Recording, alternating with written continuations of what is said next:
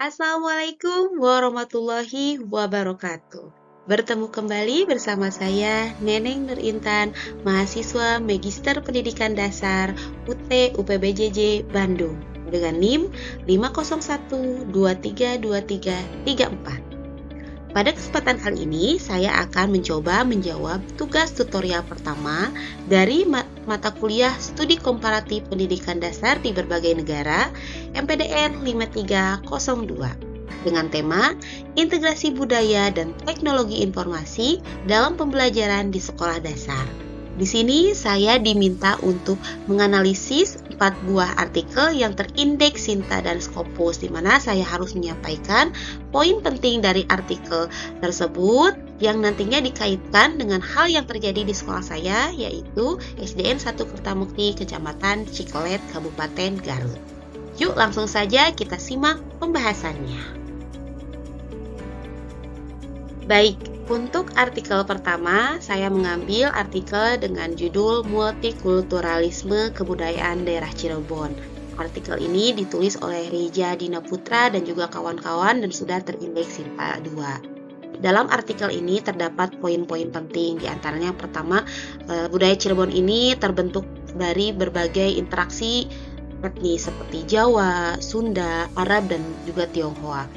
Kemudian dari keberagaman tersebut lahirlah nilai-nilai toleransi, kerjasama, solidaritas, dan semua itu menjadi sebuah kekuatan sosial utama masyarakat Cirebon. Namun, modernisasi menghadirkan tantangan tersendiri dalam menjaga nilai-nilai budaya lokal tersebut.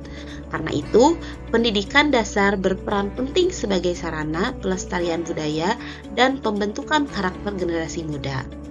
Di sini juga penulis menekankan bahwa pentingnya pelibatan budaya lokal dalam pembelajaran agar siswa tidak kehilangan identitas nasional di tengah arus globalisasi.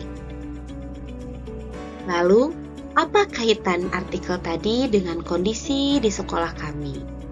Kondisi SDN 1 Kertamukti berada di wilayah yang memiliki kekayaan budaya lokal dan tradisi gotong royong yang kuat. Siswanya terbiasa dengan kegiatan sosial seperti kerja bakti dan acara keagamaan bersama. Ini membuat nilai-nilai kebersamaan dan toleransi telah menjadi bagian dari kehidupan sehari-hari siswa. Beberapa kegiatan sekolah yang mencerminkan hal ini diantaranya yang pertama mengintegrasikan mata pelajaran dengan konteks budaya di lingkungan sekitar. Kemudian menerapkan budaya gotong royong dalam setiap kegiatan sekolah. Sekolah juga rutin mengadakan peringatan Hari Besar Nasional, PHBN, dan juga Hari Besar Keagamaan di lingkungan sekolah. Sekolah juga berkolaborasi dengan tokoh-tokoh masyarakat dalam pembentukan atau pembelajaran karakter bagi peserta didik. Pada artikel kedua, saya mengambil judul Pendidikan Multikultural Berbasis Kearifan Lokal bagi Siswa Sekolah Dasar. Artikel ini ditulis oleh Rosih Rianti dan juga Neni Nopitasari dan sudah terindeks Sinta 3. Artikel kedua ini membahas tentang konsep pendidikan multikultural yang terintegrasi dengan nilai-nilai kearifan lokal. Pendidikan multikultural tidak hanya mengenalkan perbedaan, tapi juga menumbuhkan rasa empati dan saling menghargai antar siswa. Nilai-nilai kearifan lokal seperti gotong royong, sopan santun, dan musyawarah menjadi media efektif untuk membangun karakter siswa sejak dini. Guru berperan besar dalam menanamkan sikap saling menghormati di lingkungan sekolah yang beragam. Hal-hal yang dibahas pada artikel tadi memiliki beberapa persamaan dengan pembiasaan di sekolah kami. Contohnya, pada kenaikan kelas, sekolah kami selalu menyelenggarakan festival budaya seperti pelestarian tarian-tarian dan juga lagu-lagu khas dari berbagai daerah. Kemudian pada awal tahun ajaran baru selalu diselenggarakan pemilihan ketua murid atau KM. Pemilihan ini dilaksanakan secara demokratis tanpa membeda-bedakan gender, keluarga, dan juga asal daerah murid.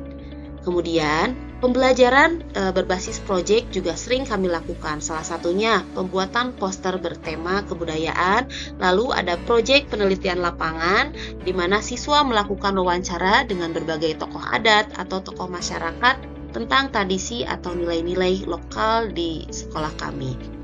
Pesan intinya, pendidikan multikultural di SDN 1 Kertamukti dapat memperkuat rasa kebersamaan, saling menghargai, dan toleransi antar siswa. Masuk pada artikel ketiga. Untuk artikel ketiga ini saya mengambil judul Transformasi Peningkatan Kualitas Pembelajaran di Sekolah Dasar melalui Pemanfaatan Teknologi Informasi dan Komunikasi. Artikel ini ditulis oleh Aisyah Anggraini dan kawan-kawan dan sudah terindeks Sinta 4. Artikel ketiga ini menyoroti bagaimana teknologi informasi dan komunikasi dapat menjadi sarana untuk meningkatkan mutu dan efektivitas pembelajaran di sekolah dasar.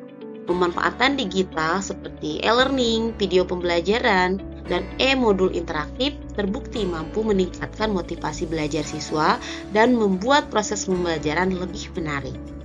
Namun, terdapat beberapa kendala, antara lain keterbatasan fasilitas, jaringan internet, serta kemampuan guru dalam mengoperasikan teknologi. Oleh karena itu, artikel ini menekankan pentingnya pelatihan guru berkelanjutan agar guru dapat beradaptasi dengan perkembangan teknologi pendidikan. Apa yang ditemukan pada artikel tadi ini sejalan dengan kondisi sekolah kami. SDN 1 Kertamukti dari segi pemanfaatan TIK masih terbatas karena sarana dan pelatihan guru juga belum merata. Namun kami tidak diam begitu saja. Kami juga sudah mulai menerapkan media pembelajaran digital sederhana seperti video pembelajaran ataupun e-modul offline untuk mendukung kegiatan belajar. Memang betul diperlukan pelatihan TIK bagi guru dan pemanfaatan perangkat yang sudah ada seperti laptop, HP, proyektor agar pembelajaran lebih menarik dan lebih kontekstual. Untuk artikel terakhir atau artikel keempat, saya mengambil artikel Information Communication Technologies Education in Elementary School, Systematic Literature Review, yang ditulis oleh Ro'i Saifuddin Juhri dan juga kawan-kawan. Artikel ini membahas pentingnya pendidikan teknologi informasi dan komunikasi TIK di sekolah dasar pada era digital saat ini. Dalam pembelajaran abad ke-21, teknologi bukan lagi pelengkap, tetapi menjadi bagian penting yang membantu siswa belajar secara aktif, kreatif, dan kolaboratif. Pendidikan TIK membantu siswa mengembangkan kemampuan berpikir kritis, komunikasi, dan literasi digital sejak dini. Peran guru menjadi sangat penting dalam pelaksanaan pendidikan TIK. Guru memiliki kompetensi digital dan kemampuan teknologi pedagogical and context knowledge agar dapat mengintegrasikan teknologi dengan tepat dalam proses pembelajaran. Dengan penguasaan itu, guru tidak hanya mampu menggunakan teknologi, tetapi juga menyesuaikannya dengan kebutuhan materi dan karakteristik siswa. Selanjutnya, artikel ini juga menjelaskan bahwa ICT Education mencakup berbagai bentuk media dan perangkat digital seperti e-learning, mobile learning, virtual reality, serta gamifikasi. Semua media ini digunakan untuk memfasilitasi komunikasi, kolaborasi, dan pembelajaran mandiri siswa. Ciri khas pendidikan TIK di sekolah dasar adalah sifatnya yang digital, interaktif, inklusif, dan real time, serta mendorong siswa untuk belajar secara mandiri. Implementasinya dilakukan melalui integrasi teknologi dalam kurikulum, penerapan pembelajaran berbasis proyek digital, dan juga penguatan kompetensi guru. Hasil dari penerapan ICT Education ini menunjukkan adanya peningkatan motivasi belajar, partisipasi aktif, serta belajar siswa. Artinya, penggunaan teknologi di sekolah dasar tidak hanya membuat proses belajar lebih menarik, tetapi juga lebih efektif dan relevan dengan kehidupan anak-anak di era digital saat ini. Lalu, kaitan isi artikel tadi dengan pembiasaan atau apa saja yang sudah dilakukan di sekolah kami, di antaranya pembelajaran di sekolah kami sudah rutin menggunakan video pembelajaran dan presentasi PowerPoint interaktif dalam kegiatan belajar di kelas. Kemudian juga beberapa kali sudah membuat poster dan video pendek digital oleh siswa melalui platform Canva. Kemudian juga ada kegiatan pencarian informasi daring secara berkelompok menggunakan perangkat digital untuk tugas proyek, dan juga guru kami juga sudah rutin selalu mengikuti pelatihan pemanfaatan TIK seperti coding, pembatik, atau seminar workshop lainnya. Itulah hasil dari analisis keempat artikel. Sebagai penutup dari presentasi ini dapat kita simpulkan bahwa kegiatan analisis artikel bukan hanya sekedar membaca dan memahami isi tulisan, tapi juga menjadi sarana untuk memperluas wawasan, mengasah kemampuan berpikir kritis, serta menumbuhkan kesadaran akan pentingnya ilmu pengetahuan dalam praktik pendidikan.